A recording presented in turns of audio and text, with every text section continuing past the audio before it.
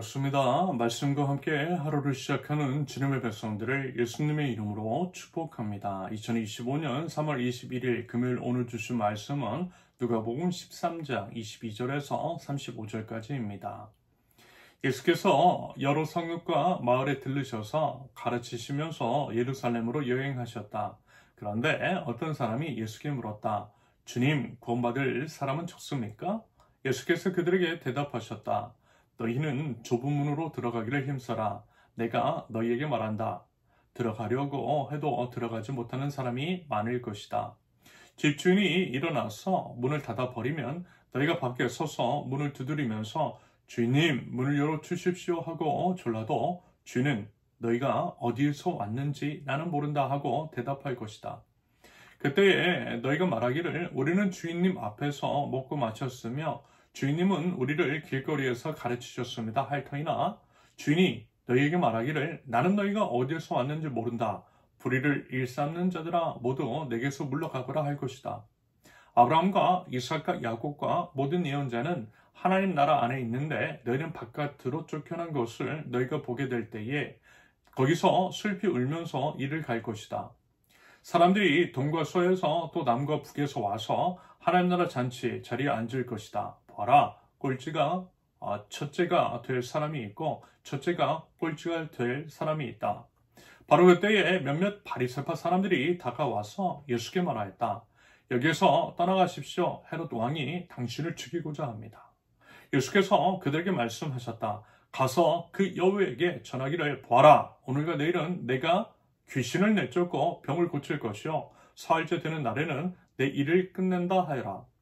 그러나 오늘도 내일도 그 다음 날도 나는 내 길을 가야 하겠다. 예언자가 예루살렘이 아닌 다른 곳에서는 죽을 수 없기 때문이다. 예루살렘아, 예루살렘아, 예언자들을 죽이고 내게 파송된 사람들을 돌로 치는구나. 암탉이 제 새끼를 날개 아래에 품듯이 내가 몇 번이나 내 자녀를 모아 품으라 하였더냐. 그러나 너희는 그것을 원하지 않았다. 보라, 너희의 집은 버림을 받을 것이다. 내가 너희에게 말한다. 너희가 말하기를 주님의 이름으로 오시는 분은 복되시다 할 그때가 오기까지 너희는 나를 다시는 보지 못할 것이다. 아멘. 여러분, 이제 신앙생활이 무엇입니까? 우리가 이제 예수 그리스도를 믿는다라고 하는 것, 믿음의 삶, 믿는 자로서 살아간다라고 하는 것은 과연 무엇일까요? 그리고 어떠합니까? 그 길이 과연 좋고요, 편안하고요, 행복한 길인 것일까요? 사실 이제 제가 비록 목사가 되어서도 한동안은 그런 착각에 빠져 살았어요. 세속적 욕망에 사로잡혔을 때 소위 이제 성공이라고 하는 것을 하고 싶은 욕망에 따라 그릇된 삶을 살았을 때에는 세상 사람들이 추구하는 것, 그것과 저의 목표가 다르지 않았음을 부끄럽게 이 시간 이제 고백드립니다. 툭 터놓고 말씀을 드리자면요, 유명하고 싶었어요. 돈도 많이 벌고 싶었어요.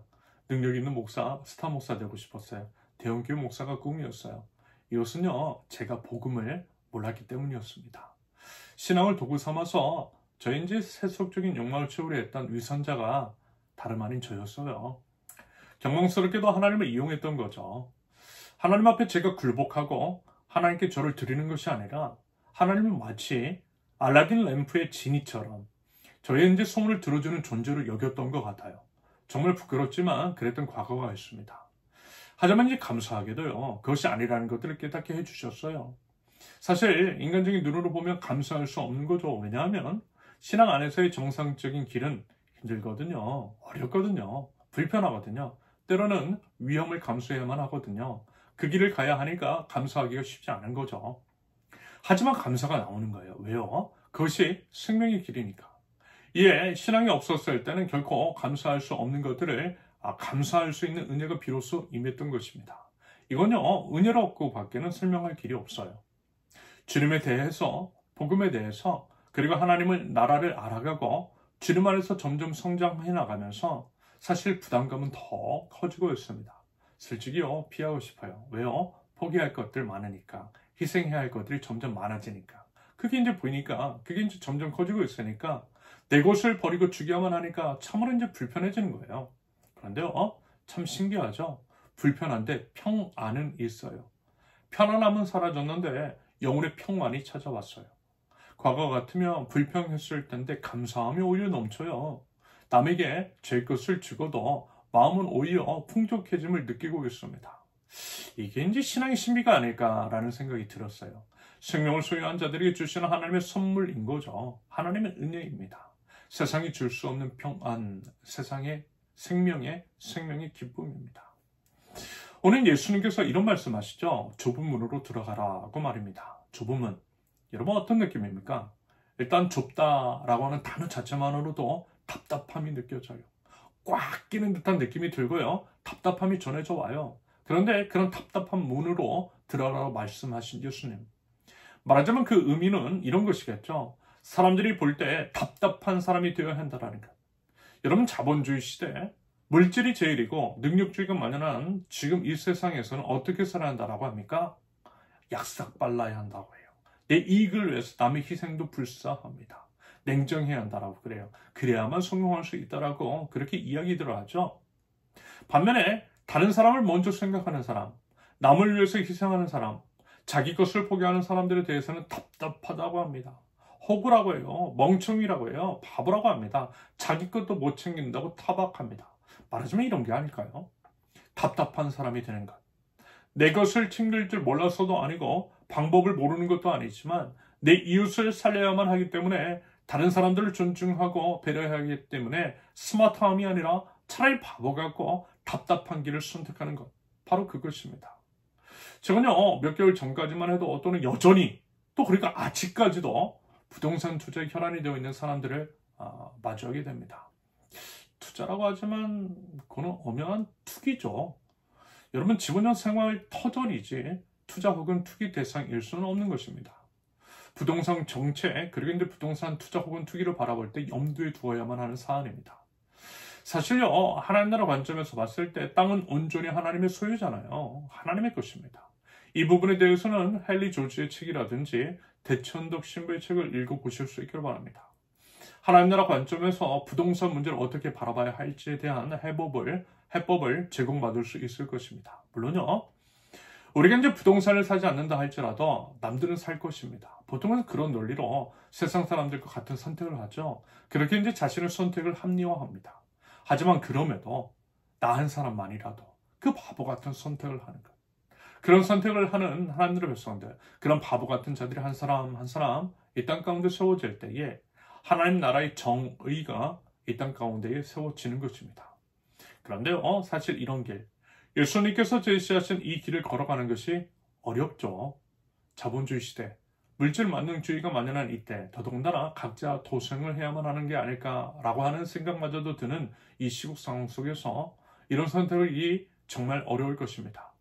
집값이 수억씩 뛰는 것을 보면서 대체 어느 누구의 마음이 요동치지 않을 수 있겠나라는 거죠. 더더군다나 이런 말씀을 드리는 저도요. 솔직히 이제 가끔은 막막함이 밀려올 때가 있어요. 그래서 이제 때로 이런 말씀을 드리는 것이 참 부끄럽습니다. 하지만요. 그래서 어떻게 하겠어요? 더 기도하는 거예요. 그렇기 때문에 서로를 좀 더 챙겨주는 거예요. 그리고 응원하면서 우리 함께 계속해서 이 길을 걸어가면 좋겠다. 좁은 길을 걸어가면 좋겠다. 바보 같은 그 길 걸어가면 좋겠다라는 생각이 들어요. 여러분, 혼자라면 어려워도요. 함께라면 그래도 혼자보다는 나은 것 같아요. 무엇보다도 우리 주님께서 도움 주시는 줄로 믿습니다. 부디 우리 그 믿음 가지고요. 비록 이제 주님 따라가는 길, 주님께서 제시하는 길을 걷는 것이 힘들고 어렵고 고통스럽고 불안하고 두려울 수 있지만 우리 포기하지 않고 걸어가면 좋겠습니다. 그래서 꼭 우리 모두 함께 하나님 나라 잔치에 참여할 수 있기를 바랍니다. 마지막으로 선지자들이 참 많이 죽은 예루살렘, 헤롯의 위협이 난무하는 그곳이지만 우리 예수님께서는요 결코 그들을 두려워하지 않으셨어요. 당연한 것이겠죠. 예수님이시니까요. 그런 것들을 아랑곳하지 않으시고 십자가 승리를 위해 이 땅에 오신 예수님은 그 승리를 반드시 이루실 것이기 때문입니다. 그러므로 거듭 말씀을 드리지만 먼저 십자가의 길을 걸어가신 우리 주님을 따라서 생명의 길을 걸어가면 좋겠습니다. 그래서 결국 이미 승리하신 우리 예수님으로 인해서 끝내 승리하고 이기는 자가 되는 하나님 나라 백성들 저와 여러분들 모두 되실 수 있기를 예수님의 이름으로 축원합니다. 함께 기도합니다. 생명의 주님을 찬양합니다. 주님의 길을 걸어갈 때에 생명이 임하고 풍성이 채워짐을 믿습니다. 그 믿음 가지고 우리 주님 먼저 걸어가신 십자가의 길을 걸어갈 수 있는 힘과 용기를 허락하여 주시옵소서. 하나님, 저희들요 바보 되겠습니다.